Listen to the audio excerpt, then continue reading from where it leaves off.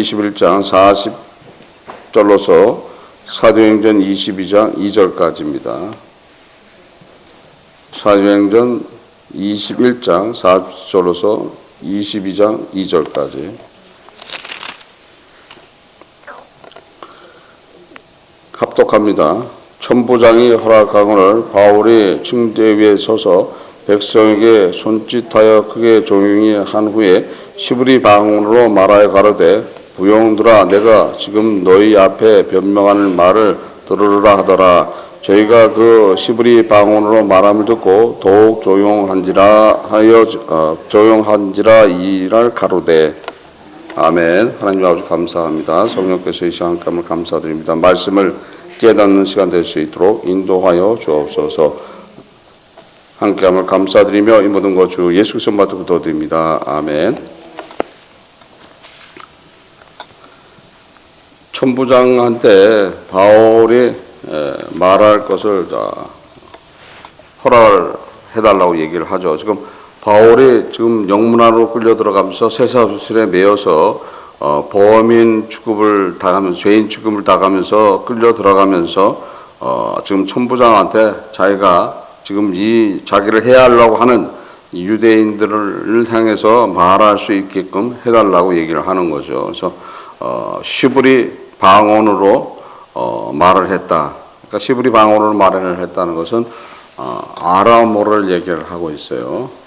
이스라엘이 그러니까 유대가 멸망하면서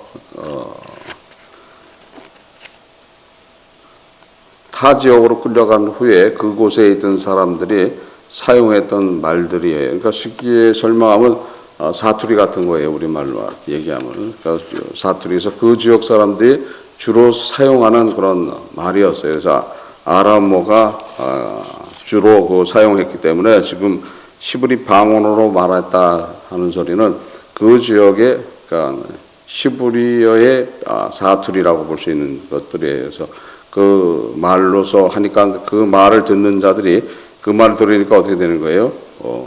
더 귀가 쫑긋해서 듣게 되는 거죠. 그래서 그 지역에 가서 그 지역의 말을 하면은 당연히 더 쉽게 교통할 수 있는 그런 상황을 맞이하죠. 그래서 우리의 삶 속에서 항상 은혜가 무엇이고 또 은혜의 삶이 뭐라는 것을 알아야 된다. 바울이 지금 쇠사슬에 매여서 끌려가면서도 당당하게 지금 천부장한테 자기가 변명할 수 있는 그런 시간을 달라, 말할 수 있는 기회를 달라라고 얘기를 하고 있죠. 그래서 우리의 삶 속에서도 마찬가지라는 거예요. 마귀의 역사가 나타나고 사단의 역사가 나타나고 힘든 시간들이 온다 해도 당당하게 우리는 말할 수 있는 권리를 가지고 있다. 그래서 당연히 얘기할 수 있다는 거예요. 특히 주님한테 당연히 이야기할 수 있는 거예요. 그래서 모든 상황을 이야기할 때 그 상황에 대해서 주님께서는 벌써 알고 계시기 때문에 그 알고 계신 은혜가 어떻게 나타나는가라는 것을 알아야 된다. 그래서 우리의 실제적인 그런 믿음이 어떤 믿음을 가져야 된다라는 것을 알고 예수 그리스도와 더불어 살아야지 되는데도 불구하고 예수 믿는 것을 마치 미신을 믿는 것처럼 믿고 있다라면 안 된다는 거예요. 예수를 믿는 것은 미신을 믿는 것이 아닌 거예요. 우리의 궁극적인 믿음의 목표는 새하늘과 새 땅이라는 거예요. 예수님을 통해서 잃어버렸던 하나님의 자녀로 되돌아간다는 것을 알아야 된다는 거예요. 하나님의 자녀로 되돌아가기 위해서 예수를 믿는 것이죠. 이 세상에서 잘 먹고 잘 살라고 예수를 믿는 것이 아니라는 거예요. 그런데도 불구하고 우리는 이 세상에 매여서 살기 때문에 어려운 상황과 힘든 상황이 온다라면은 할 말을 못하고 눈치만 보는 그런 삶을 살아가는 거예요. 근데 지금 바울은 어떻게 해요? 당당하게 이야기한다는 거예요. 마치 죄인 취급을 당하잖아요. 쇠사슬의 매임을 통해서 지금 영문 안으로 지금 끌려 들어가면서도 당당하게 자기가 할 얘기는 한다는 거예요. 그래서 우리는 예수 그리스도와 동행하는 삶, 주님과 연합하는 삶을 살고 있다라면은 당당하게 이야기할 줄 알아야 된다. 근데 당당하게 얘기하라니까는 이상한 소리를 하는 사람들이 있어야죠. 세상을 살아가면서 자기가 억울하다, 자기가 손해봤다라는 세상 얘기를 당당하게 하라는 소리가 아니에요. 뭐를 당당하게 하라는 소리예요? 주님의 관계에 대해 있는 복음에 대한 이야기들, 하나님의 말씀에 대해서 당당하게 이야기하라. 세상 얘기는 당당하게 얘기하는 게 아니라 어떻게 해야 되는 거예요? 혀에 자갈을 물려야 된다는 거죠. 세상 얘기를 잘못하고 세상의 이에 대한 이야기를 하면 그 순간 모든 믿음이 헛것으로 변해버리는 거예요. 그렇게 되는 거예요. 그래서 내가 어떤 직분을 가지고 있다, 뭐 장로다, 권사다 했을 때 어떤 불이익을 당했을 때 그 불이익에 대해서 내가 할 소리를 한다라면은 그것이 잘못하면 어떻게 되는 거예요? 믿음이 다 없어져 버리는 일이 돼 버리는 거예요. 아, 우리 장모님은, 우리 권사님은 했는데 자신의 그런 개인적인 손해가 나타나니까 이성을 잃더라. 그러면 그거 어떻게 되는 거예요? 그 순간에 모든 믿음이 헛것이 되어버리는 것들이에요. 그러니까 우리가 당당하게 할 수 있는 것들은 어떤 거예요? 진리에 대해서는 당당하게 이야기해 나가야 된다. 그래서 예수님도 성전 척결을 할 때 분을 내시고 혈기를 부르셨어야죠. 오직 어디에만요? 진리에 대한 문제가 생기면은 거기에 대해서는 항거하지 않는다는 거예요. 지금 바울이 진리에 대한 이야기를 하기 위해서 지금 천부장한테 말할 것을 허락을 받죠. 그러니까 당연히 지금 모든 지금 상황과 형편은 누가 인도하고 있는 거예요? 주님이 인도하고 있는 거예요. 그러니까 주님이 인도해서 바울이 지금 죽기 일보 직전에 누가 와서 구하는 거예요? 로마 군인들이 와서 구하게 돼 있었던 거죠. 그래서 죽기 일보 직전에 지금 바울한테 와서 바울을 살렸던 그 바울을 구했던 분이 누군 거예요? 지금 로마 군인으로 되어 있지만 로마 군인이 아니라는 거예요.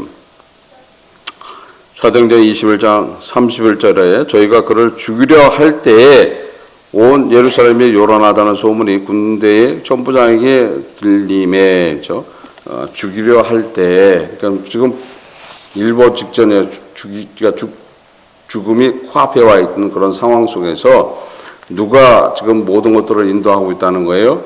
주님이 인도하고 있다는 거예요. 그러니까 주님이 인도하는데도 불구하고 만약에 바울이 여기서 쇠사슬에 매여서 끌려갈 때 마치 그냥 죽음에 대한 두려움 때문에 쇠사슬에 매여서 끌려갈 때 막 오줌을 질려가면서 끌려 들어갔다라면은 그것은 완전히 헛것이 돼버리는 거죠. 근데 그렇지 않다는 거죠. 당당하게 할 이야기를 한다는 거예요. 그래서 우리는 예수와 더불어 살고 있기 때문에 당당하게 말할 수 있는 그런 믿음을 가지고 살아가야 된다. 그래서 두려워 말고 떨지 말라고 얘기하시는 거예요. 담대하게 이야기하라는 거예요.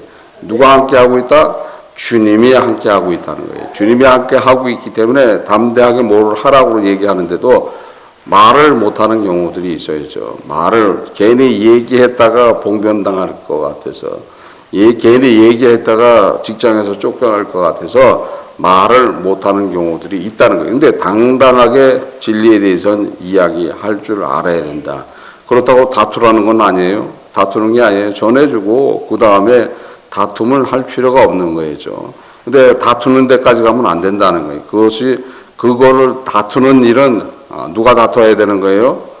성령께서 다퉈야 될 일이라는 거예요. 다투는 거는 성령이 하실 일이지 우리가 할 일이 아닌 거예요. 우리는 담대하게 전하는 것으로 끝나고 다투시는 분은 주님이 성령께서 다투신다는 거예요. 그래서 다투셔서 그 다투는 대상을 감화감동시켜서 주 앞으로 오게 한다. 주 앞에 오게 한다. 그래서 우리는 담대하게 말할 수 있는 그런 믿음 안에서 항상 승리된 삶을 살아가야지 된다는 거예요. 그래서 어떤 상황 안에서도 어떤 환경 속에서도 주 예수 그리스도를 증거하는데 부족함이 없어야 된다. 지금 이런 급박한 상황, 지금 죽기 일보 직전에 로마 군인으로부터 구원을 받았지만은 또 그것도 알 수 없는 것들이잖아요. 지금 어디로 끌려 들어가고 있어요? 로마 군대 병영으로 지금 끌려 들어가고 있는 거예요. 그럼 로마 군대 병영으로 끌고 들어간다라면 또 얘기가 어떻게 전개될지 모르잖아요. 그래서 그 모든 것들은 주의 뜻으로 받아들이면은 아주 쉬운 거예요. 바울이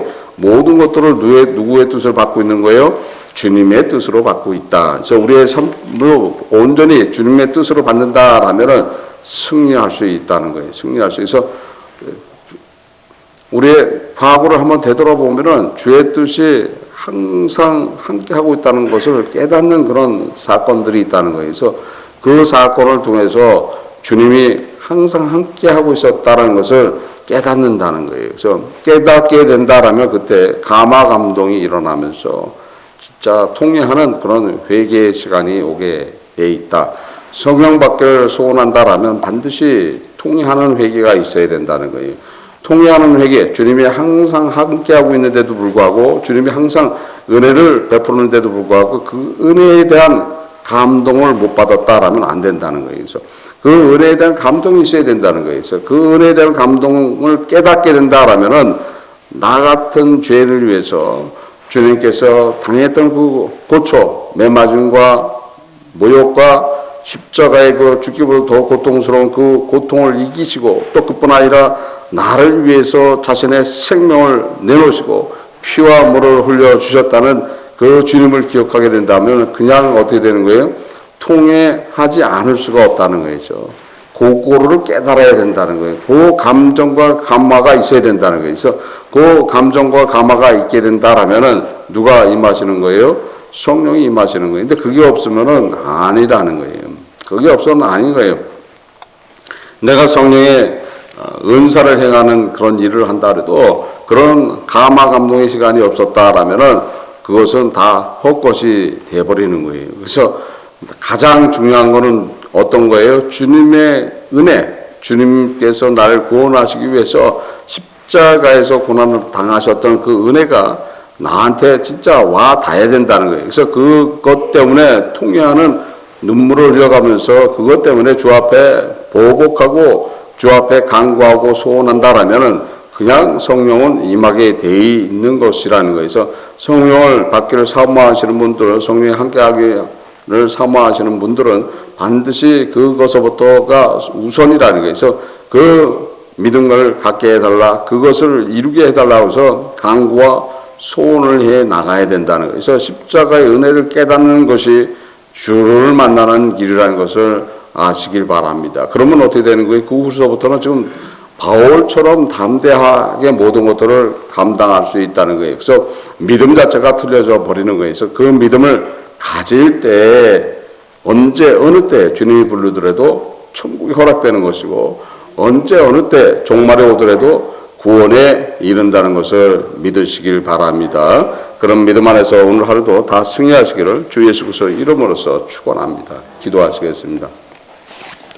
하나님 아버지 감사합니다. 성령께서 이 시간 함께함을 감사드립니다. 저희들 부족하지만 주와 함께할 수 있도록 인도하시고 주님께서 주시는 그 감화 감동, 주님께서 주시는 은혜 그대로 나타날 수 있도록 인도하시고 성령 하나님이 우리의 심령 안에 자정할 수 있도록 인도하시고 주님과 연합하고 주님과 함께하는 그런 귀한 삶을 살아갈 수 있도록 인도하여 주옵소서. 함께함을 감사드리며 이 모든 것 주 예수 그리스도 이름으로 기도드립니다. 아멘.